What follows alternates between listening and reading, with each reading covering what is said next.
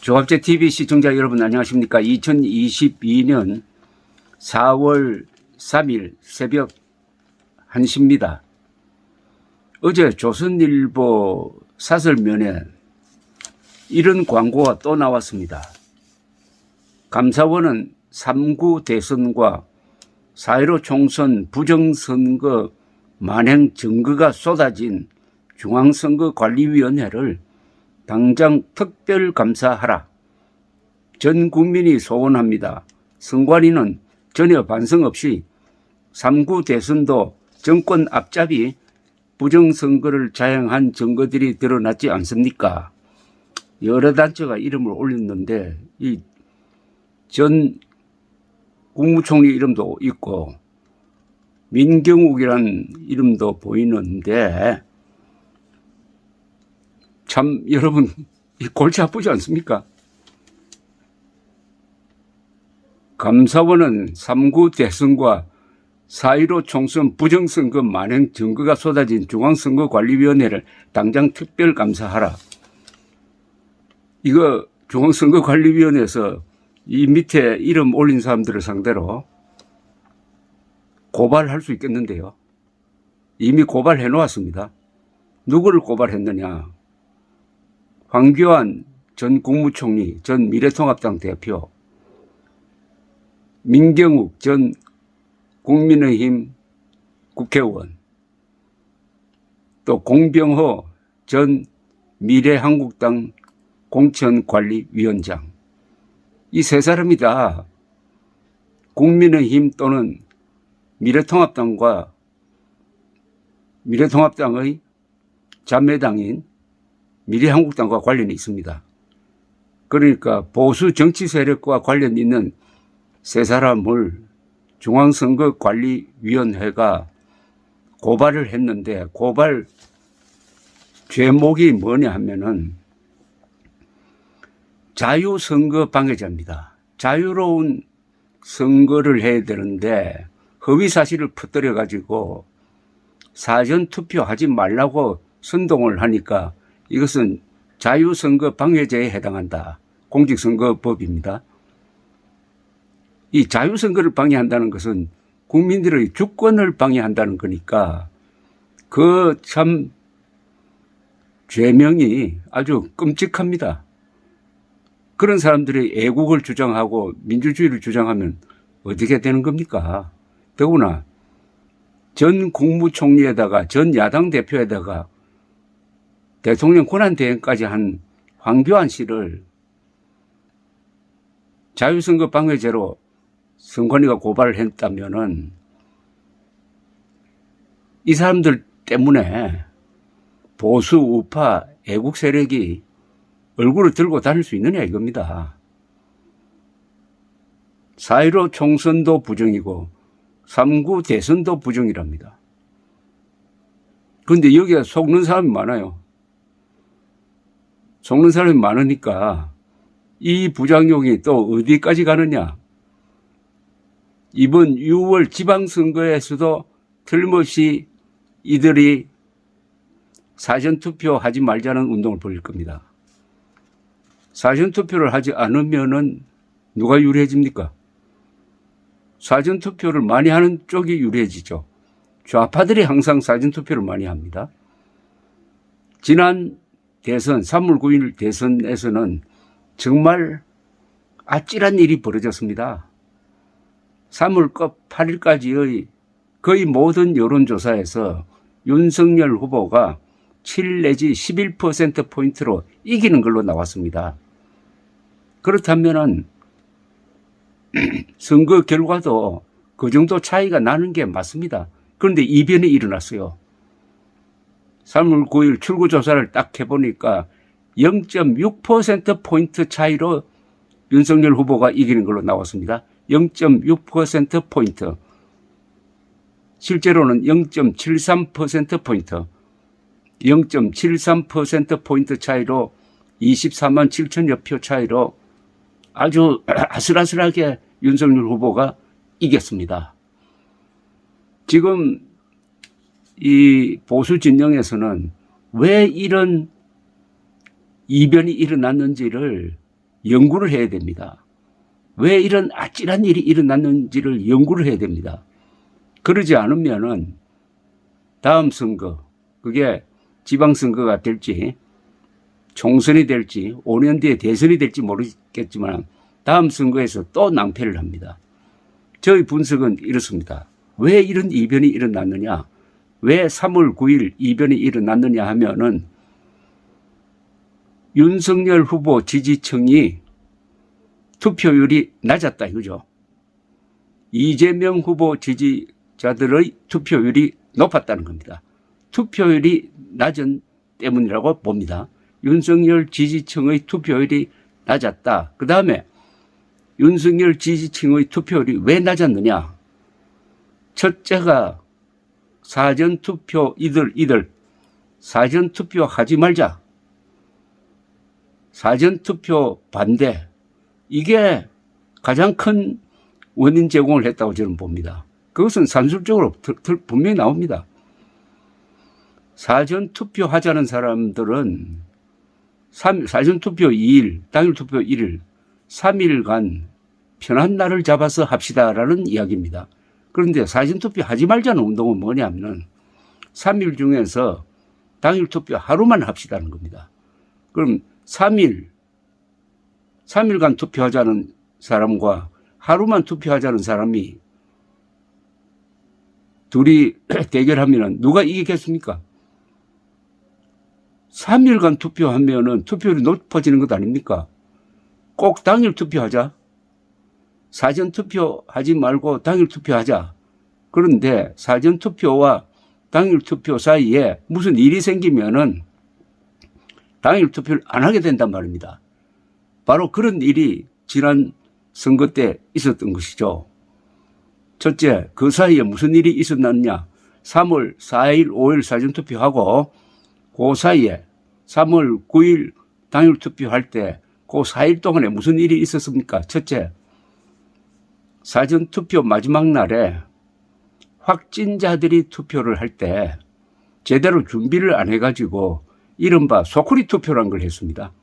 투표 용지를 이미 기표한 투표 용지를 받아가지고 그걸 소쿠리 등에 담아가지고 투표함에 넣는 이런 식으로 해놓으니까 사람들이 들고 일어났습니다. 선관위를 욕을 하고 선관위가 낭패를 당했습니다. 그건 뭐냐? 관리 부실이죠. 확진자가 많이 몰려오는 걸 예상하지 못해가지고 제대로 준비를 안 해가지고 그런 꼴이 있었던 것입니다. 그러나 그것은 부정이 아니었습니다. 부정. 관리 부실이었습니다. 관리 부실은 그냥 실수입니다. 부정은 윤석열 표를 이재명 표로 바꿔치기 한다든지 이런 게 부정이고 그건 범죄죠. 하나는 잘못 실수고 하나는 고의성이 있는 것 아닙니까? 그런데 이 사전투표 부정 음모론자들이 들고 일어나가지고 봐라. 우리가 말하던 대로 저 부정이 이루어졌다. 그러니까 당일 투표해봤자 아무 소용없다. 이렇게 된 것 아닙니까? 거기에 휘둘린 사람들이 얼마나 많았겠습니까?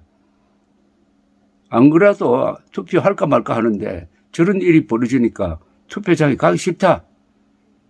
이런 사람이 한 20, 30만 명 안 됐을까요?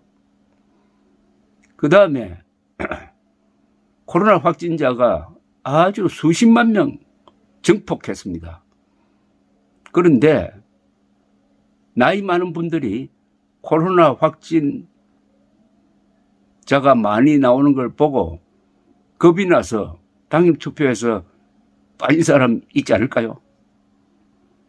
그 사람들도 수십만 명 되지 않을까요? 이게 압승할 줄 알았던 윤석열 후보가 겨우 이기는 그런 결과를 빚은 게 아닐까요?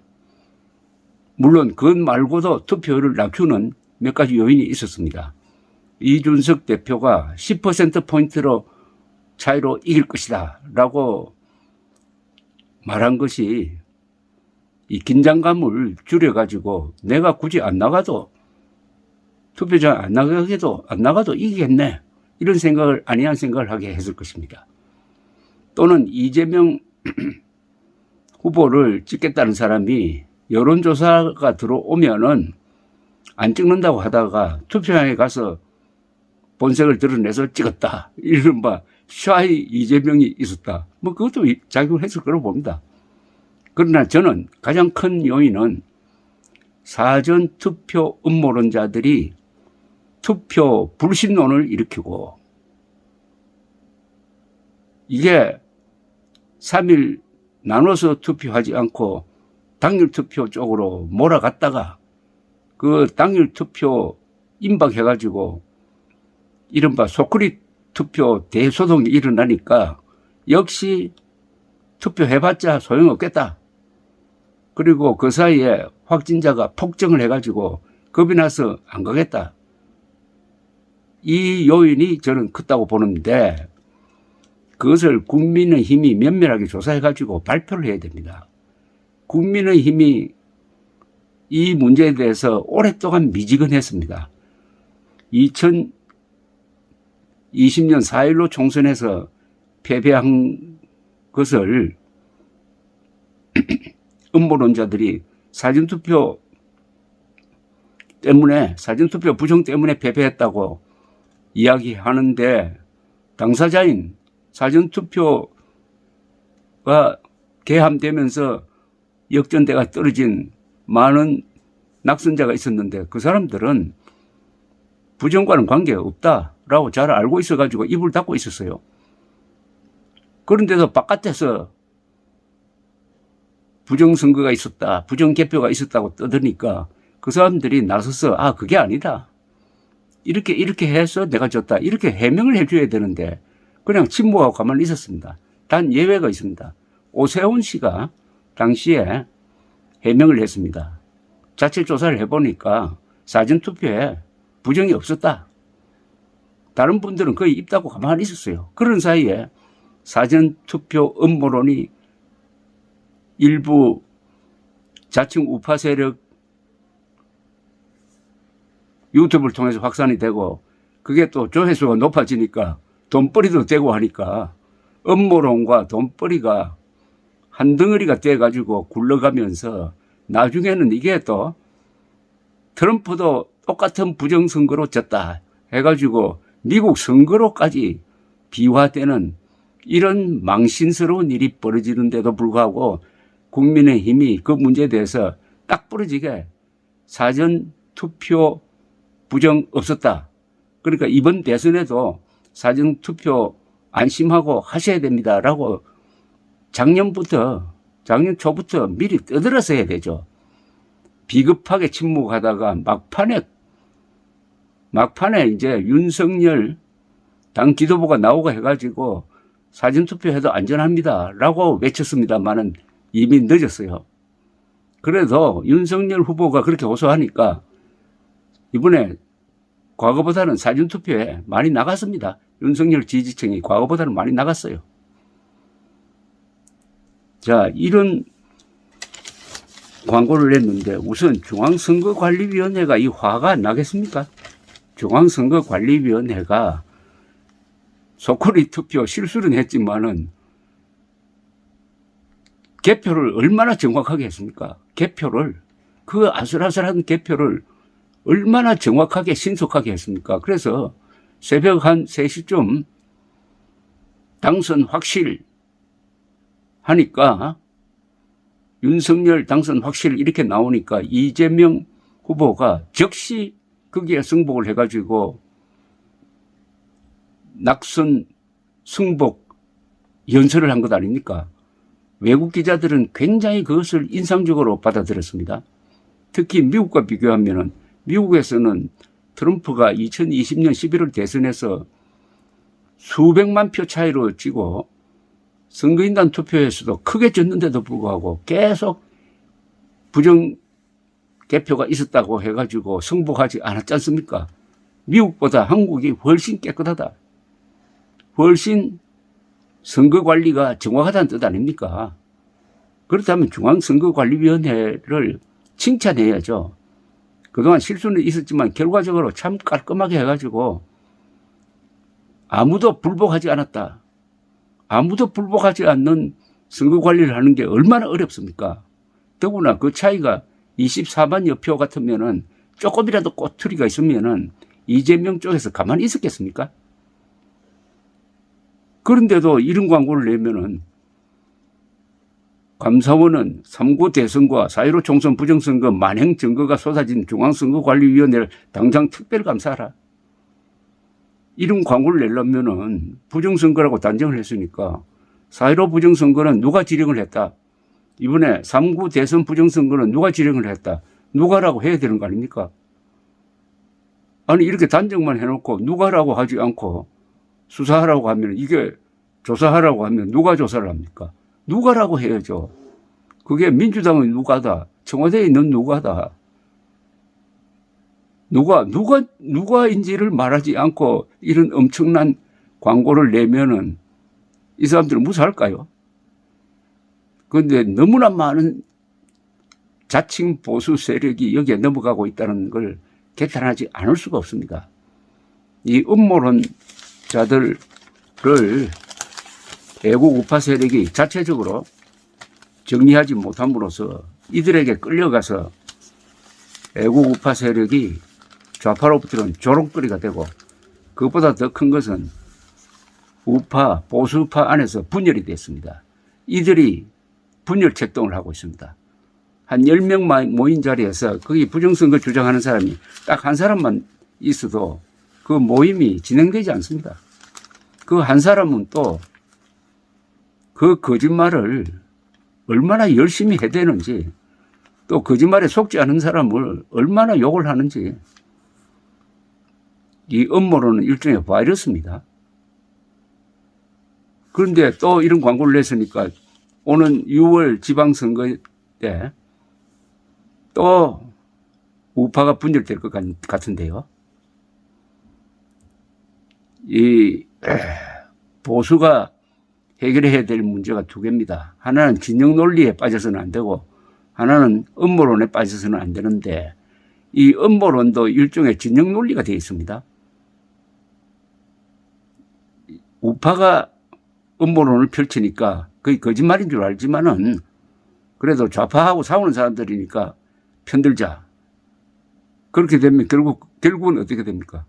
결국은 우파도 좌파처럼 똑같은 선동 세력이 되고 우파는 분열되고 선거 때 지는 거죠. 음모론을 어떻게 정리하느냐 하는 과제는 그렇게 쉽지는 않습니다.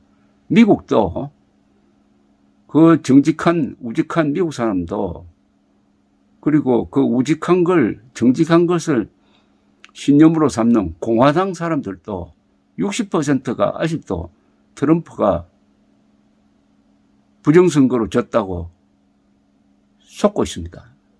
그러니까 이 정치라는 게 참 나쁜 면이 있습니다. 이 패거리 쪽으로 가면은 이 진실과 거짓이 별로 의미가 없고 우리 편이냐 아니냐 그게 결국은 진실과 거짓말을 이 가르는 기준이 되어버리면은 이게 문명이라는 게 존재할 수가 없습니다.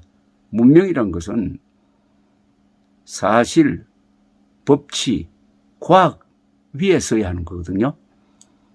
음모론은 문명을 파괴하고 민주주의를 파괴하고 결국 반민주 세력, 반문명 세력인 좌파를 도와주고 결국은 그 좌파 배후 세력이라고 볼 수 있는 김일성 세력을 도와주는 꼴이 됩니다. 감사합니다.